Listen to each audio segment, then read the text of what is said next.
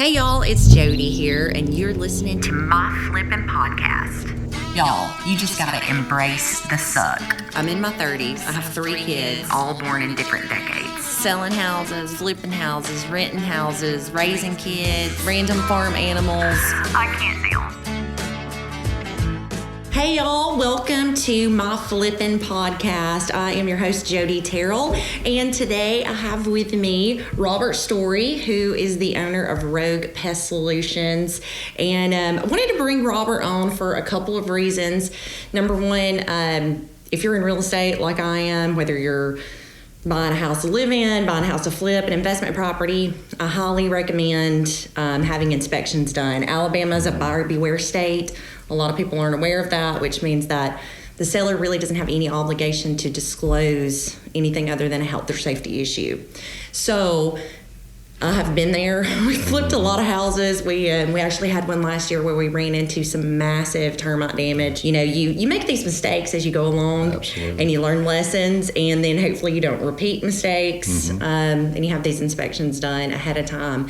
So we're going to talk a little bit about business. We're going to talk a little bit about termites, and hopefully share some really good information with everybody that you guys can use in your daily life. So first of all, let's just talk a little bit about Rogue and how you ended up where you are today. Okay, well, I spent 15 years. I started when I was 19 years old at a local company in Birmingham. Grew with that company. Been in the industry for 18 years now. And, traveling back and forth to Birmingham from Gadsden, it was just a long haul. I mean, it was an hour and 15 minutes one way every day. So just felt led to open a company here, because of missing out on family life, and the kids were growing up. And, my wife and I, Beth, we talked about it for a long time, prayed about it, and decided that we wanted to open a business here in Gadsden. It's a good market. It's a mid-market. It's not a Birmingham market, but it's been really good to us so far. Yeah. So. And so how many years ago was that? That was 3 years ago. We started the business in 2017, February of 2017. So we're officially going into our 4th year in February. So it's exciting. We've grown a lot. It's been a really good place for us. Yeah, and I know that, at some point everybody has that dream of like cutting loose, of, ditching your corporate job. You don't want to work for anybody else anymore, but it's so hard Yes. to make that decision. It is. It's scary. It is. It's scary because you don't know. It's like there are all these pitfalls that you think about, things that can go wrong, the what ifs. But at some point, you just kind of have to. Well, you got to have faith in it, and you got to believe in yourself that you can do it. I always a very conservative guy when it comes to making decisions. I'm not, don't really buck the mule if you don't have to, so to speak. And, things were great. Left a very good job where I was at. But that's what it was. It was a job, and it's not something that I could call mine. I was just, a piece of the pie there. So, after really making decisions and taking that leap of faith and getting out of your comfort zone, that's the major thing about it is people tend to stay in that comfort zone, and before you know it, you're 50, and it's still not too old to start your own business, in my opinion. Yeah. But you really got to do your research, I feel like, and that's what I did before starting my business, and not just jumping in the unknown, is getting, verbal commitments, looking at the market that you're looking into, moving into. I lived here, but never really spent any time here, if that makes sense. And so I was used to the Birmingham market, which is a booming market, a lot of builders, a lot of people, and this is more of a gradual market. It's a very good, very faithful and loyal market. That was another thing. So not as much competition. There are hundreds of companies in Birmingham, and there's just a handful here. Yeah. So that really made my decision a little easier. Yeah. So. And then I know you started out because we met. You came and talked to me as a real estate broker. Yep.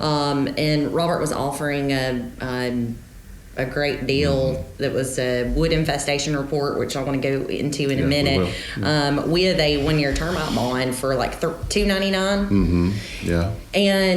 And then what I thought was genius about what you did with that is he would also, I don't know if you're still doing it or not, but he would also throw in 1 month of free pest control. And you would actually go and meet the new owners, because a lot of times they would get this. You have to have a wood infestation report. I guess let's start there. With almost every real estate transaction, you don't necessarily have to have a termite bond anymore, but almost every lender is going to require a wood infestation report. And so tell us what the wood infestation report is and what that encompasses. Okay, well, going back to what you're saying about the not necessarily needing a termite agreement on a home, this is the only market that I do business in or have ever done business in that doesn't require it. Birmingham, Huntsville, Auburn, Mobile, everybody for the most part does that. And surprisingly, we don't really have. But I think that may be something that the agents or the local association of realtors, they kind of push that, which is smart because it decreases liability, as far as from the seller, because it is a buyer beware state. Right. And it also helps protect the agents involved. So, well, going back to the wood infestation report, which is required for sure, unless it's a cash deal, but I would always recommend at least getting a wood infestation report done and having somebody that the buyer really represents in that situation a lot of times, because not saying that companies are out there doing that, but it's good to know from a buyer's perspective what you're getting into, and you trust that person to do that. And if it's somebody that your realtor discloses and says that, hey, these companies are good, then I would choose one of those guys. But it's wood infestation reports go beyond termite. Right. So some people say termite report, and that's really not right. It's a wood report. It is. So you're looking for 5 different organisms when you're doing a wood infestation report. You're looking for termites. You're looking for wood boring beetles, powder post beetles, fungus, and you're also looking for drywood termites. So, which are not very common. Your drywood termites are going to be more in your furnitures, antique stuff. But those are the 5 organisms that we look for, and we stay to those 5 organisms. We really don't throw out opinions about other, we're not structural engineers. That's something we steer away from. So you always want to make sure that you have that inspection done, because powder post beetles, wood decaying fungus, in a lot of cases can be more detrimental to the property than actual termites themselves. Can I tell you a funny story real fast? Yeah. So my very first real estate closing was also the first house that I ever bought, and I was, I think, 19 years old or 20 maybe. So it was my first closing, my first deal ever. And we had the wood infestation report, and I was at the closing table by myself with a local attorney. And he started telling me that my house had wood decaying fungus. And I'll laugh and say that if I could have fired myself, I would have. Because I had no idea what wood decaying fungus was. It sounds so scary. Unbelievably scary. And it can be. It can be. But what I learned very quickly is that in this part of the world, it's pretty common. It is very common. There's a lot of crawl spaces here. There's a lot of homes here that, were built back in the 60s, 70s, earlier than that, and through the 80s. So we have a lot of flat terrain here. So a lot of times it will hold a lot of water underneath your home, and that could cause a lot of problems, like you said. But there are surface staining funguses that grow that every crawl space in Alabama have. But really when you start getting into the brown rot, the white rot, that type of fungus growth underneath your home, that's when you really have a problem. It can cause structural issues. It could cause, the wood just to be deteriorated where you can just pull it out by hand. So you really want to make sure to do your due diligence and have that inspection done properly. I will be the first one to say I'm I typically don't just do wood infestation reports. My business is built on reoccurring revenue. Right.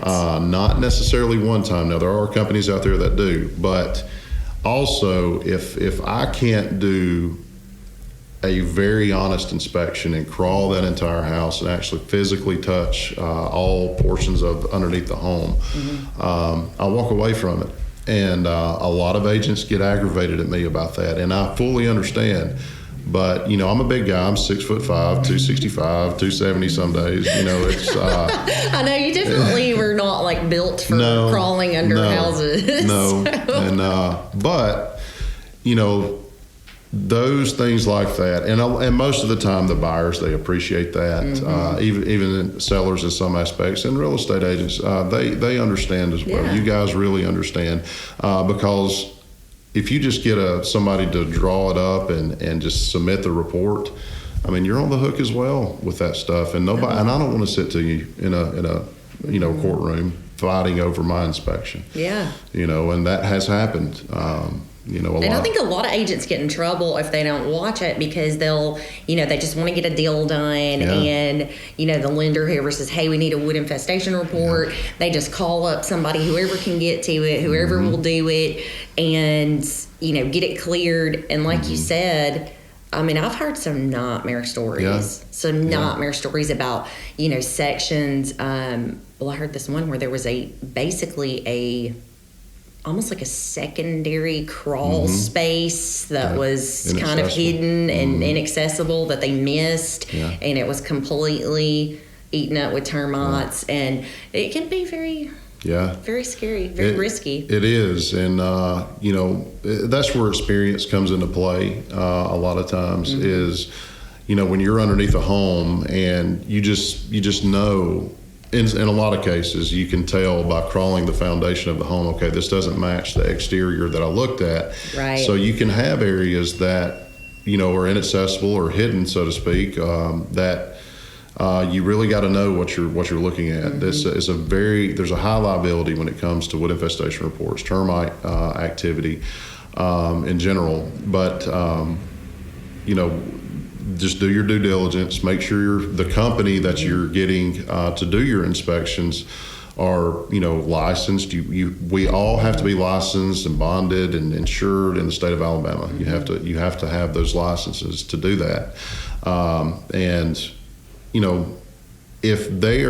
did one, I'm going to say last year, where agent has been in business for 20 years. I found powder puss beetles, which is very common up here in this area with the crawl spaces in the older homes.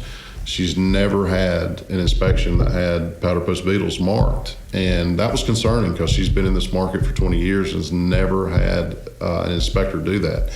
I'm going to say that I've only had one. Yeah, well, I would say out of every 10 homes I inspect, at least one or two have powder puss beetle activity if the home was built prior to 1980. Wow. The way we cure the wood now, it's not as common to find them. They are very common to find, especially in our downtown district here. That is very common to find. So is that sort of the problem then? I never thought about that. Is the fact that that we have treated wood now. That's treatment process is different. Yes. So that's why the older homes are more susceptible to. Not susceptible to termites. So termites like softwood, soft pine, which, about the same time, the 80s time frame is really when construction really blew up. So they were mass producing the wood. So naturally, they didn't let the wood grow as long as they typically would. So the grain is more loose and soft. So the softwood pine that we have in our homes now are more susceptible to termites.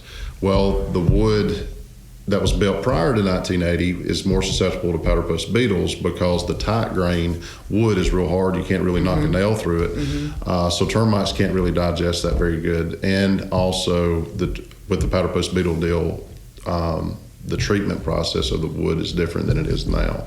So so ideally it would be best in a perfect world to have old growth wood treated properly. Yeah. There you go. We build our homes out of wood, and so we're our own worst enemy when it comes to how we That's their food source. Powder post beetles are in the wood, prior to the home being built. Termites are different. They come from the soil. They're subterranean. Those are the things. And then obviously the wood rot situation, you got to have good cross ventilation or seal the crawl space off. And a couple of things I want to touch on that I've learned over the years that I feel like a lot of people just don't think about, they don't realize, is I see it all the time. I'll open up crawl space doors, stick my head under there. I don't typically like to get under houses, but I will kind of like barely peek in, and it never, I'll see all the time where people have like leftover crown molding or leftover wood from some kind of project, and it's just on the bare dirt underneath the house, and that's a huge no-no. Yes, it is. It's just like firewood stacked up next to your foundation. You don't want to stack up firewood next to your foundation on the ground. Earth to wood contact is probably the most detrimental thing you can do from a termite perspective, because that is just their food on the ground waiting on them to be devoured, really. Treated wood is less likely to have termite activity in it because of the chemicals and the treatment process on that. Any type of borate treated wood is less susceptible to get. The raw pine, softwood pine like your crown molding, trim, all that's going to be devoured pretty quickly. Yeah, and then they'll eat that, and then they move on. Then you taught me, I didn't know that termites were blind.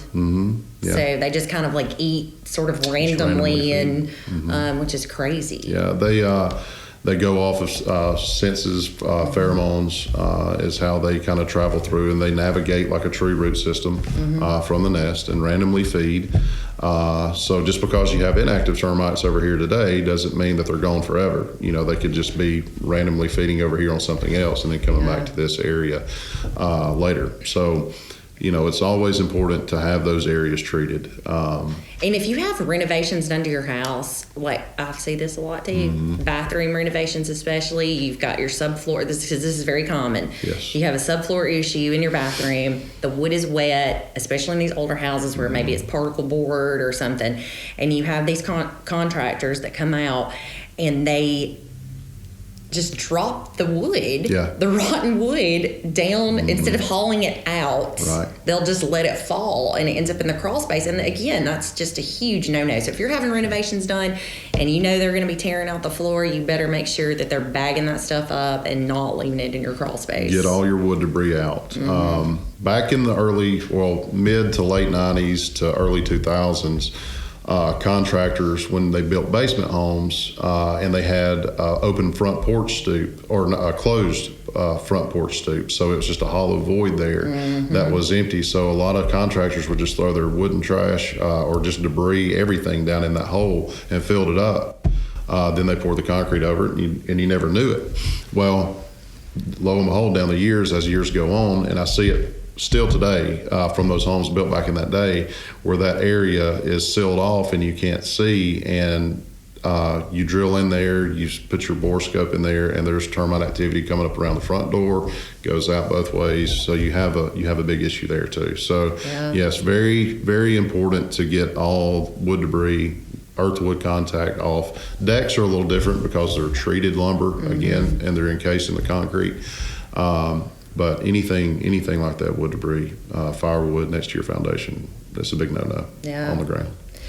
And then how do you feel about vents? And because, growing up, I always remember like my parents would close the vents on the crawl space. And then I've heard different theories on whether or not you should do that. And then also with the insulation, in the crawl space, you insulate the floors. Yeah. So, and spray foam is becoming a big deal, and these encapsulated crawl spaces a lot of people are doing. So what's your professional opinion about those things? Okay, so on the crawl space vents, if you have a crawl space that is that you're not going to seal off, okay, so crawl space vents, you want to have adequate cross ventilation. So you want, in the summertime, your air conditioner's running, your cross ventilation is coming through, and it's drying that area out and letting airflow come through. Well, personal experience here, my home had 12 vents, but my air duct was too large to give good cross ventilation. So I had this massive trunk line in the crawl space that cut off half the flow of the home, and also have a large front porch area. So that also constricted the airflow. So we ended up having some mold and fungus issue, because essentially that's just creating a storm underneath your home. I mean, it's condensation off the air duct meeting warm air, therefore it's just creating a storm under your home. Yeah, I mean, like it will literally rain. Yes, you'll hear it there, falling off of the unit onto the plastic. So I mean, literally is creating a storm. So in the summertime, you do want that to be open to help dry that area out. In the wintertime, you can close those vents off because you have a hot air, and it will still dry that area out. And you necessarily don't need the cross ventilation in the wintertime. So that's a good note to know, and it helps heat the home a little better because you don't have that cold air coming in. Right. So that's a good thing if you have proper cross ventilation, but there are many times where it's just not possible. And in those cases, you can go in and seal those vents off with a foam, and encapsulate the crawl space with a plastic of 20 mil plastic up the walls, not up to the wood, where you can still have that visual inspection. And close it off, put a dehumidifier. In some cases, you have to put a sump pump in there as well. And then you won't have those problems. Now you have a controlled, conditioned crawl space that, the humidity is about 47%, and you're not going to have that issue. There's no moisture because you have the dehumidifier pulling it out. And that also lowers your chances for insects. It lowers your chances for wood decaying fungus and termites, because termites do like that moist wood because it's easier to digest, and fungus growth and everything is eliminated. I personally like that method the best. Insulation of any kind is not great in a crawl space, because like the roll insulation that we've always used under crawl spaces, one, it holds moisture against the foundation because it sucks it up through evaporation up to the floor. If you have a water leak, it's going to absorb that as well, hold moisture against the wood. And it also hinders your inspection. So yeah, you can't see anything. Yeah, you basically have to go through and pull that back and put it back throughout the whole inspection. And it's very time consuming. And then you're messing with that fiberglass that's getting all over you. It's a very time consuming deal. The spray foam insulation is a huge topic right now because it's energy efficient. I mean, it looks good. I agree. But there's a couple of different issues with it that I don't agree with. When I was at my old employer, part of my job was to go to Montgomery and fight the energy efficient board in Montgomery and get regs put in so they would go by what they need to do. So regulations is what I mean by regs. So having to leave an inspection gap when they treat or when they spray everything, because we were seeing houses, the ground was treated, the walls were treated, and the floor was treated. So, I mean, but that was early into it where they really didn't know what they were doing. Not every company was doing that. There are some really good spray foam companies out there that are like-minded with us that understand. But in a crawl space situation, you have closed cell foam. So it's not porous. So it does not allow water to come up, which is good, but it holds water that comes down. So if you have a leak. So yeah. Many situations where we see ice makers, water leaks, nailed through a plumbing pipe, happens all the time during new construction, and it does not go noticed for a very long time until it's too late. So you pull the insulation off the wood and water comes pouring out of the wood. I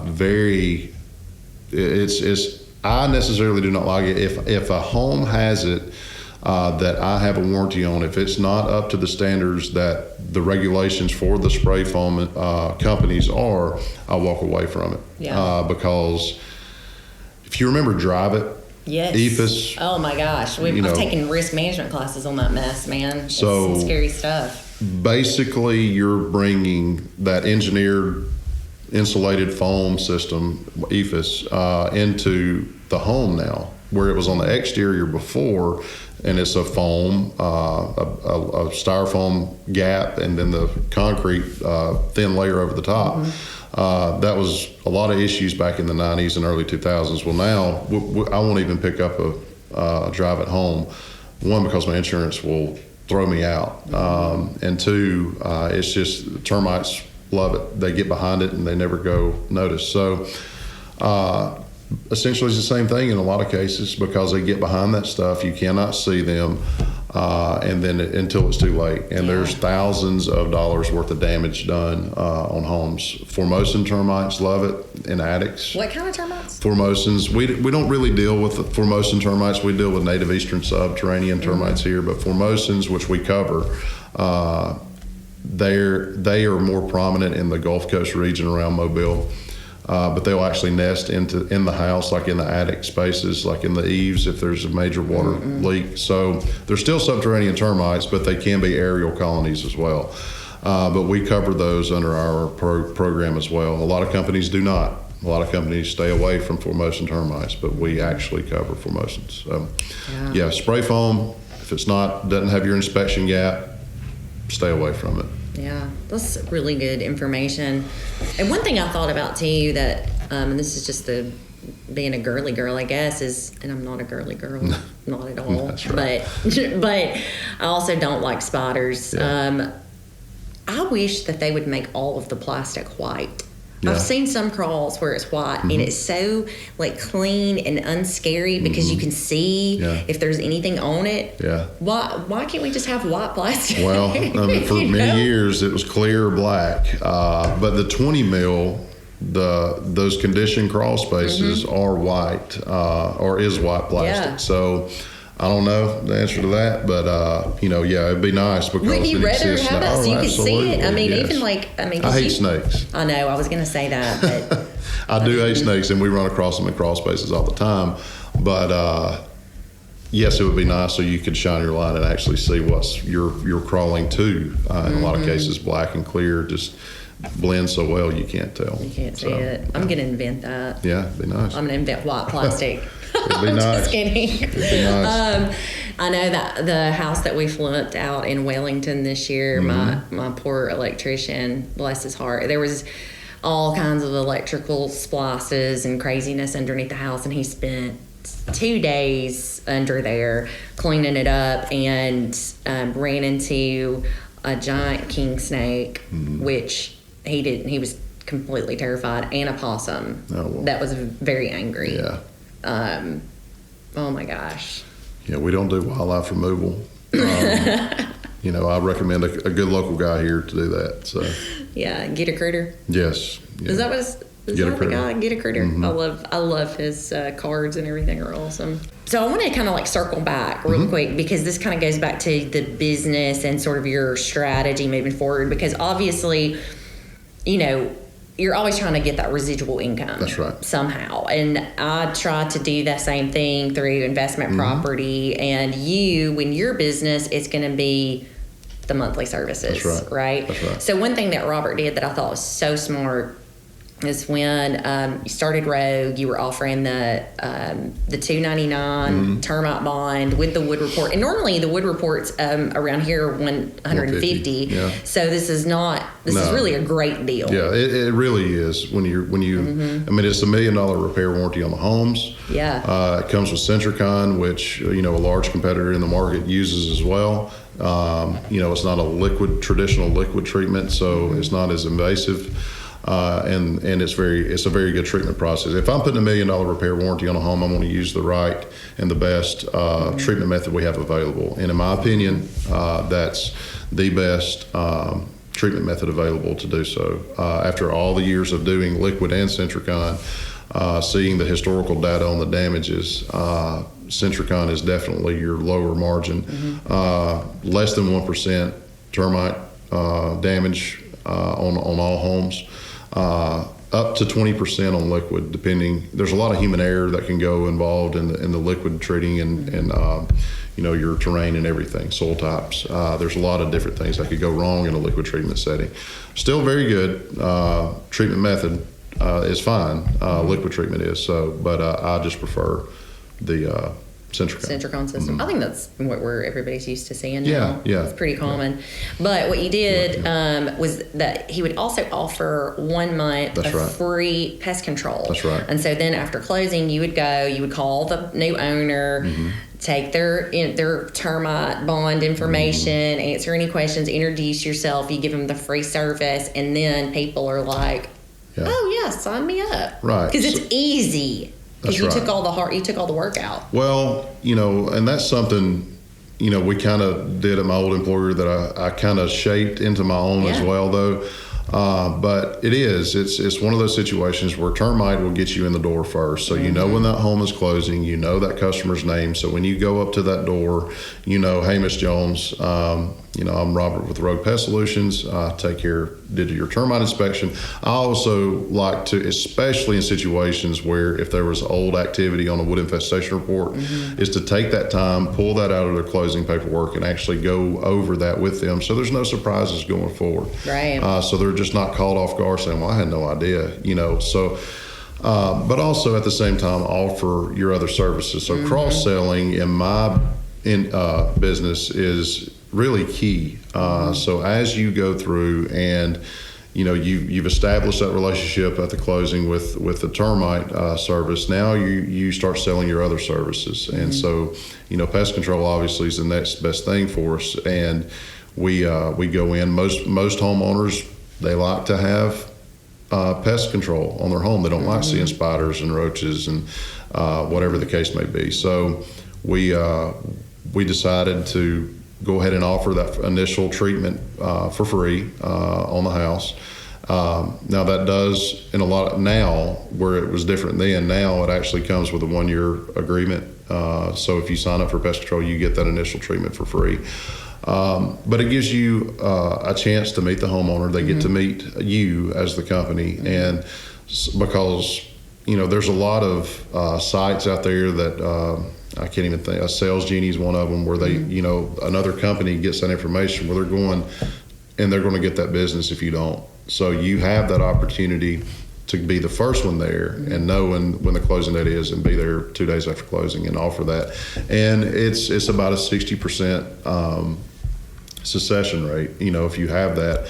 And if I can't get a hold of the people, I send them a letter and let them know, hey, we're your termite company. We'd love to come out and explain your wood infestation, offer the service to you. Please let us know. So people really appreciate it. And numerous people, homeowners, like, man, that's really smart of you to do that.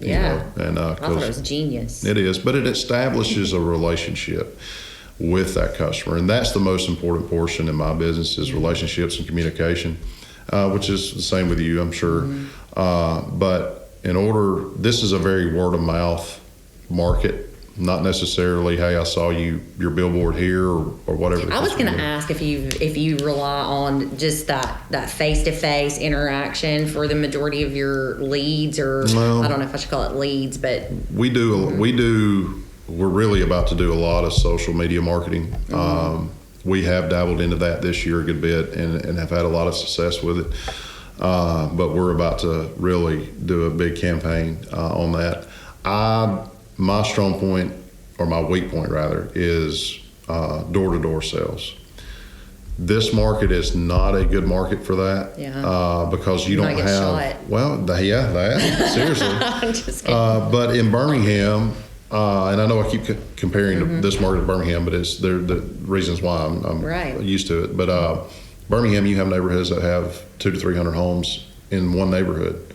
So they're so used to people coming to the doors, whether it's alarm systems, pest control companies, lawn care companies. They're used to those people coming by. So up here, not so much. And it's not well received because I can tell you.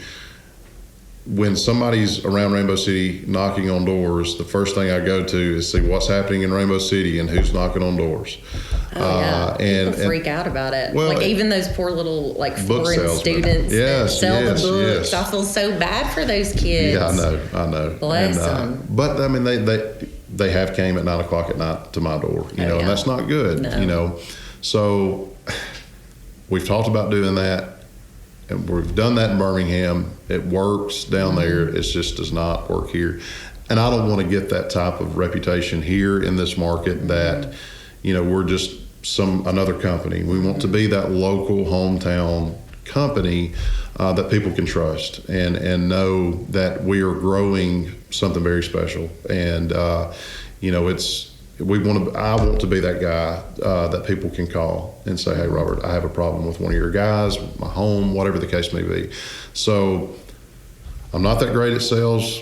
I guess sales also consist of relationships, which I am good with that. Yeah.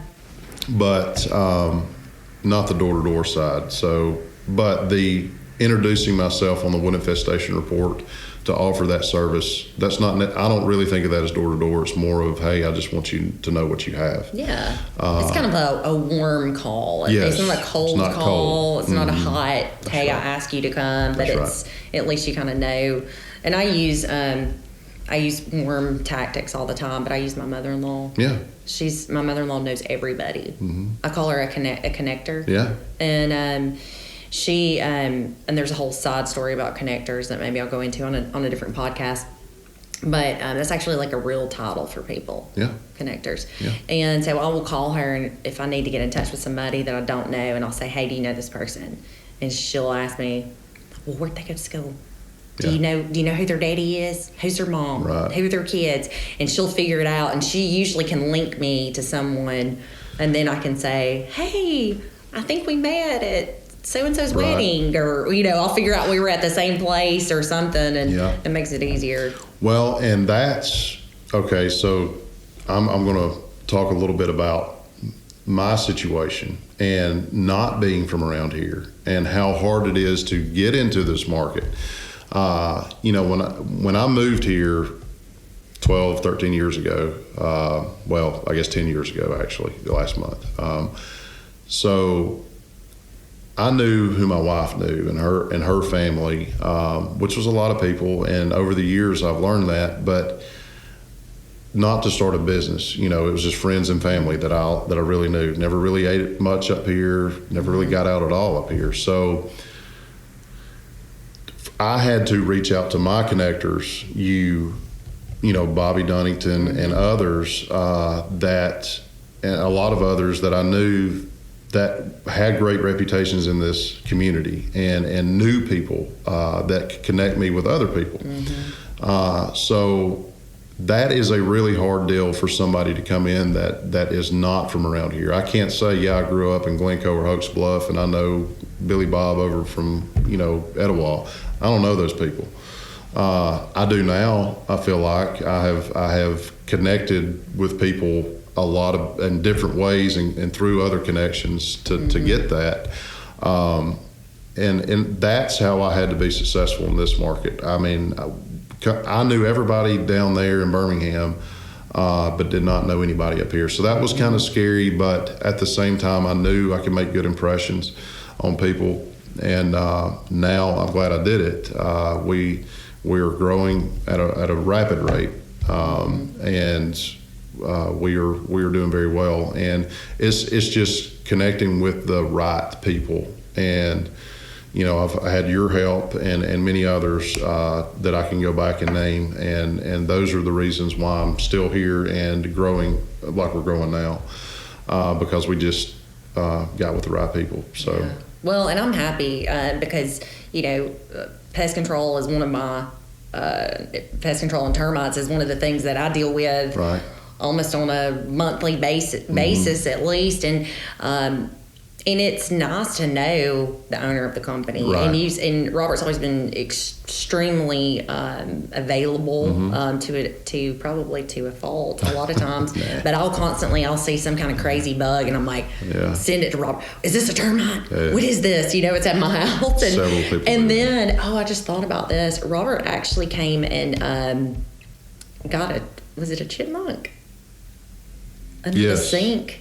Yeah.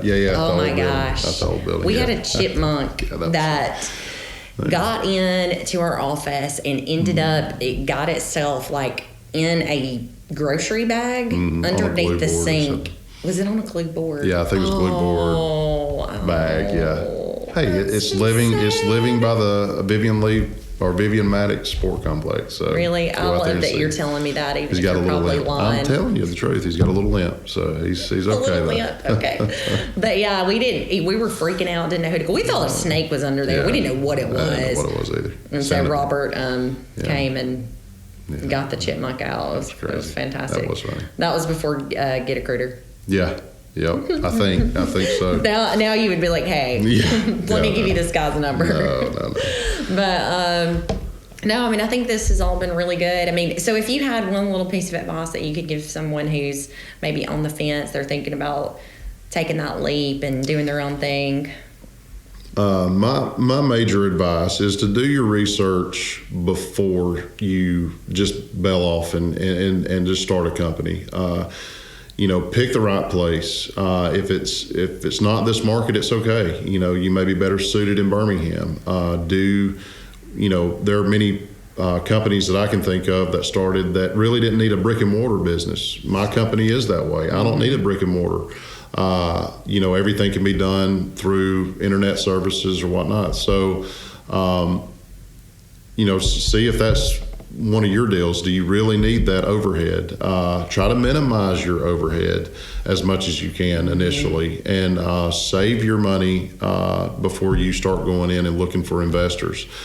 See if you can do it on your own first before you seek investors, unless it's something that you really want to have other people invest your business in and value your business pretty high. If you're successful. If you have something that's different that can be offered in a marketplace. In my situation, I felt like I could offer something different that was not offered here. And I'll go back to her connectors. Reach out to people, mutual friends that you have that may have big influencers in the community that you're looking to grow in, to help you, and reach out to them. I'll give another example on this, and I've got a great testament for Brent Lawley.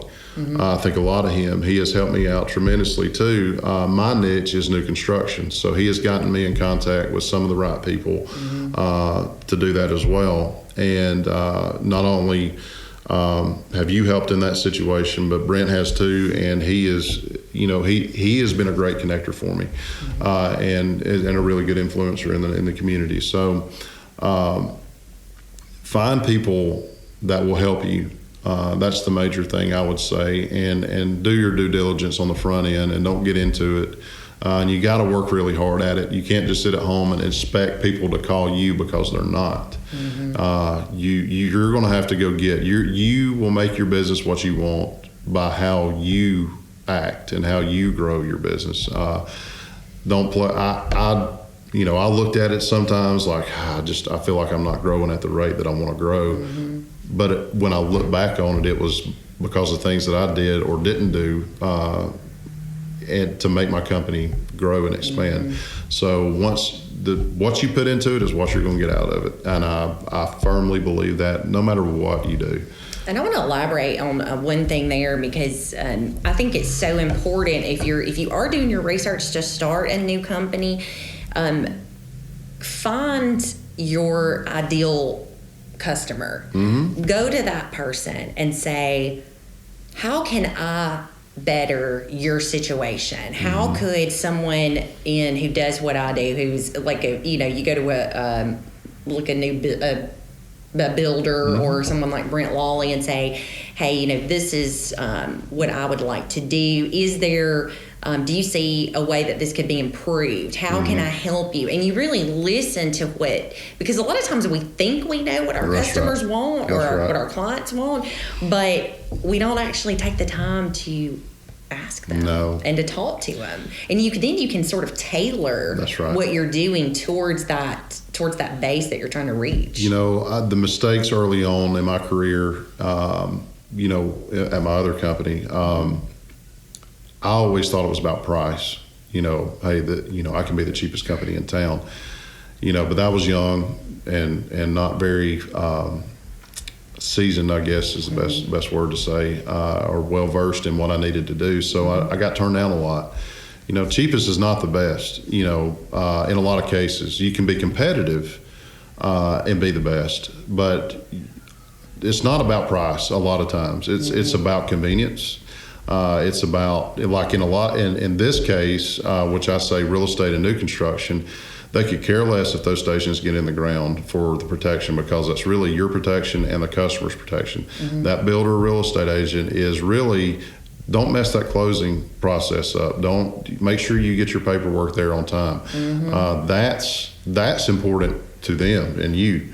But it can be tailored, like Jodi's saying, in several different ways, and everything's going to be a little unique to everybody. I always like to go do the pest initial on my new customers, even though my guys may do the reoccurring work, because I want people to know me, but at the same time, I want to hear what they have to say, to know what their problems are, so I can put it in the system, so the guys will know hey, Miss Jones wants her, the Eve web brush really well, or she's always had a problem with a mouse that gets in over here in this specific area. So put a note in the system where we go and check that, and that's more important to her than price. A lot of times. So yes, we are very competitive. In some cases, we're a lot more expensive.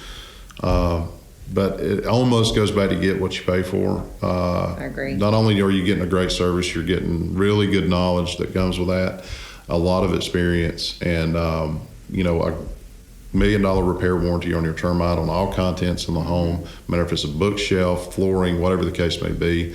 It's really one of the best termite agreements in the state. And that's huge. And we didn't even touch on that, because there's so many. Well, that house that we did last year had a termite bond on it since 1998. Right. These people had paid every single year for 22 years.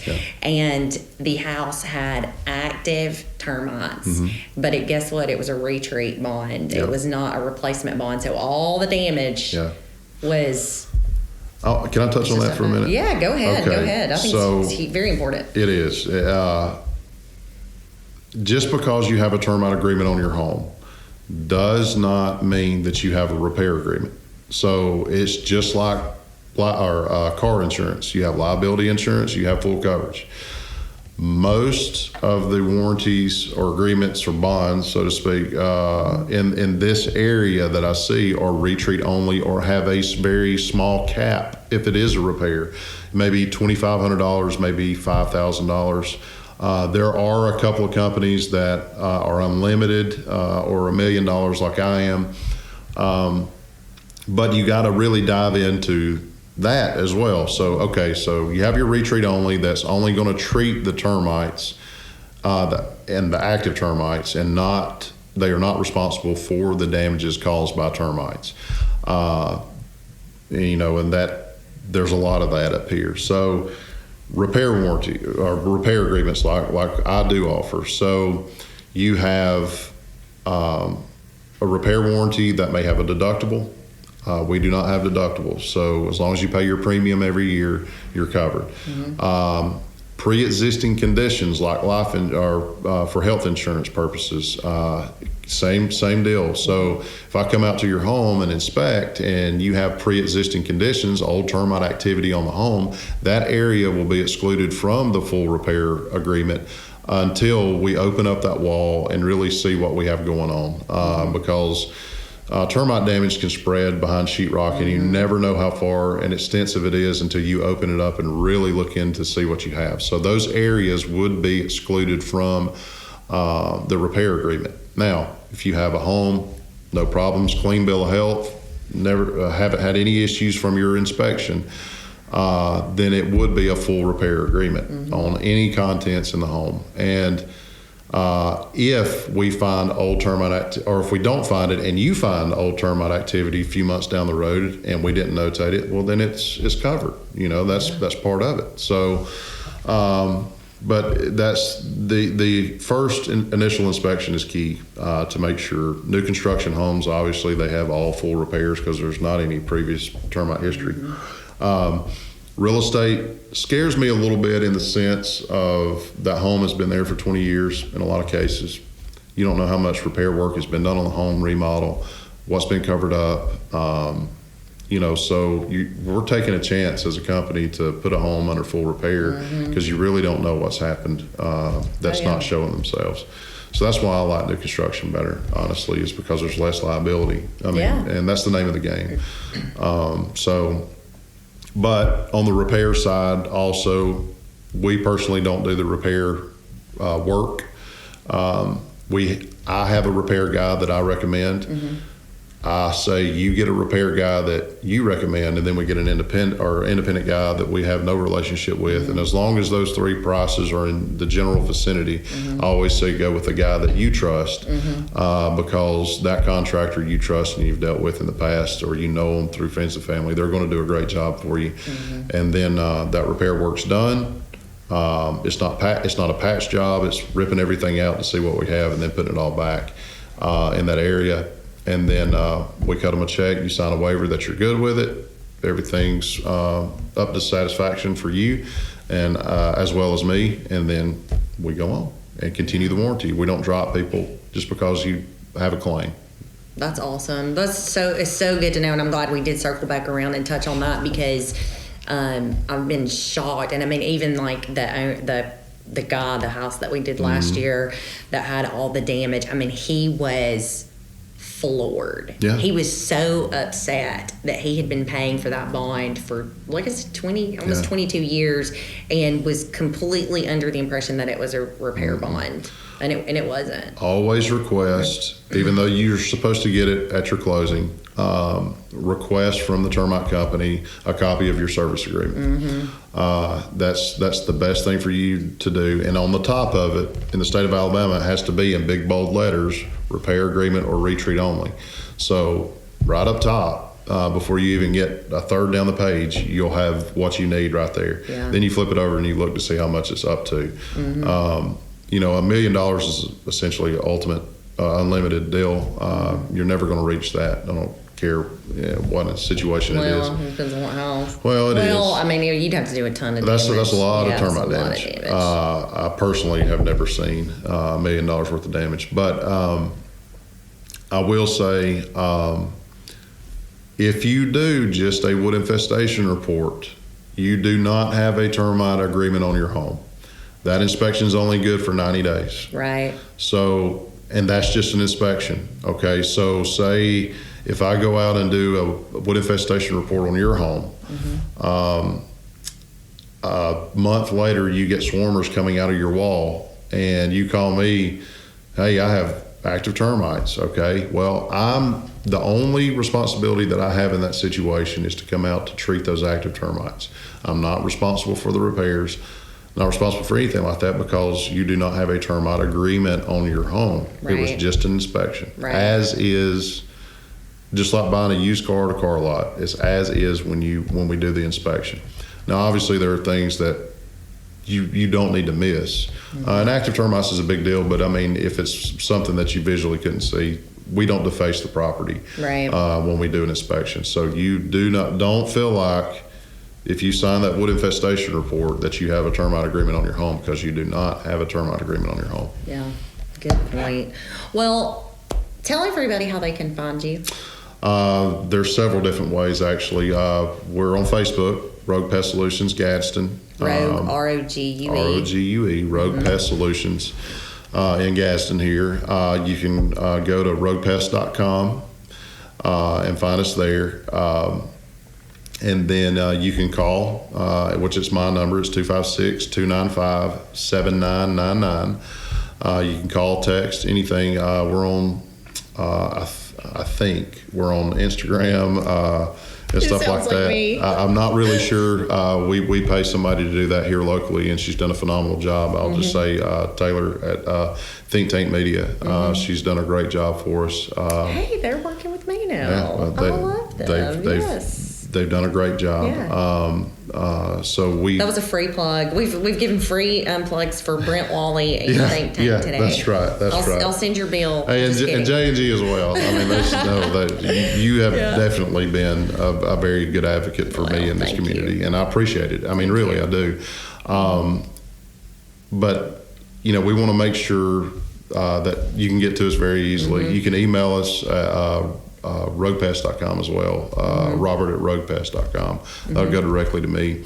Or Google. You can search it on Google as well. Very easily. And we can typically answer anything you have. If we can't, we're very humble and say, hey, we don't, but I can get back to you and we'll find the answer. So that's it for us. Awesome. Well, all right, guys. Thank y'all so much for tuning in to this episode of My Flipping Podcast. And before we go, I've got to give a shout out to my team at J&G Real Estate Solutions. They are the reason that we can do these podcasts.